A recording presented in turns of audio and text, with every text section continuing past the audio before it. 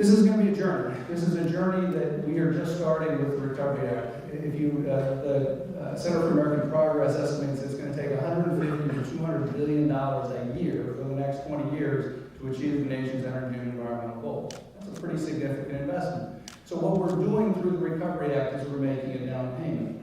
It's a down payment because we can get a set of projects started that demonstrate that these projects work, that they're technologically feasible, but also that demonstrate that these projects are economically attractive projects for the market to take on. And that's where our collaboration with CEA is so important, is to make sure that the market comes to the end of next year and says, hey, you know, those projects the government funded, boy, I wish I'd invested in that project, because that is a really terrific funding opportunity.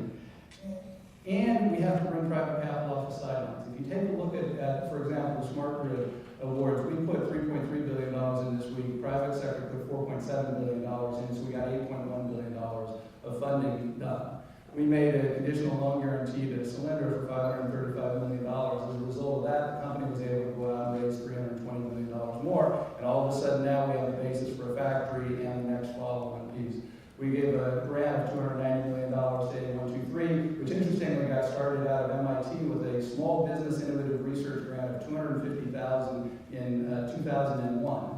Started with 5 guys, and now they went public after we made our $290 million battery award. They went public for $480 million, and are actually going to now have more than $1 billion of market capitalization since between 2001, $250,000, and now. And this is the story about if the federal government does its part, then the private sector can do its part, and all of a sudden we have a real market flowing here that can actually go on for an extended period of time.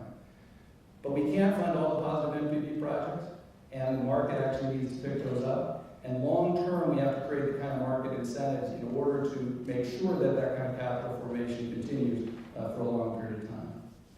The Secretary frames this as the next industrial revolution. We have the opportunity to transform the way we use energy, the way that we deal with our environment, by using science and technology and innovation to change the game. And I think he's right. Today we have energy policy, environmental policy aligned in a way that they've never been before, and we have the resources behind them in order to really make a material difference. Now our opportunity is really to deliver the kind of innovation, the kind of productivity improvements, and the kind of market structures and capital formation that are necessary to sustain this for a long period of time. And if we do that, the United States will be a leader both in terms of policy formation, but also in terms of the fundamental economics here. We'll be a leader in the energy sector, we'll be a leader in the environmental sector, not only in the United States, but rather as a manufacturer for the world. And that's our hope and where we're headed, and hopefully this down payment has moved us in the right direction. And with that, I'll stop, and I'll be happy to take some questions.